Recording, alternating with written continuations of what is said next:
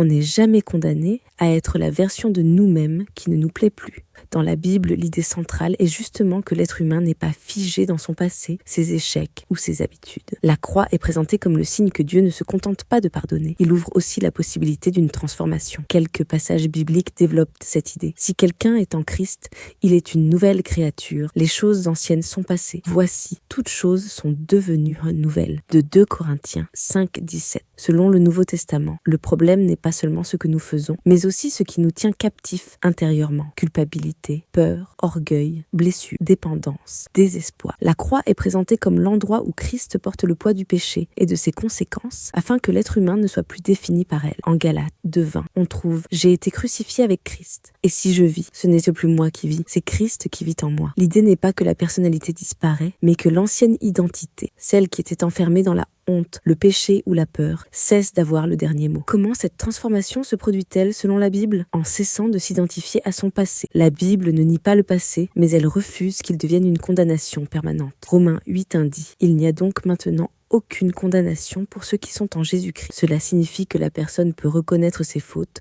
sans en faire son identité, en renouvelant son intelligence. La transformation biblique n'est pas magique, elle passe par une manière nouvelle de penser. En Romains 12:2, on lit « Soyez transformés par le renouvellement de l'intelligence. » Autrement dit, les mensonges que l'on croit sur soi doivent progressivement être remplacés par la vérité de Dieu, en acceptant une mort et une résurrection intérieure. La croix symbolise la mort de ce qui détruit la vie. La résurrection symbolise l'émergence d'une vie nouvelle. Quand quelqu'un dit « je ne veux plus être cette version de moi-même », la réponse biblique n'est pas seulement « fais plus d'efforts ». Elle est « laisse mourir ce qui doit mourir et reçois la vie nouvelle que Dieu veut produire en toi ». En marchant chaque jour dans cette nouvelle identité, même après une rencontre avec Dieu, la croissance reste progressive. Les disciples eux-mêmes ont changé lentement. La Bible présente la transformation comme un chemin. Ce que l'œuvre de la croix dit à quelqu'un qui ne s'aime plus. La croix affirme 2 choses en même temps. Tu es assez imparfait pour avoir besoin de grâce. Tu es assez aimé pour que Christ donne sa vie pour toi. Ainsi, la version de toi qui ne te plaît plus n'est pas nécessairement ton identité définitive. Dans la foi chrétienne,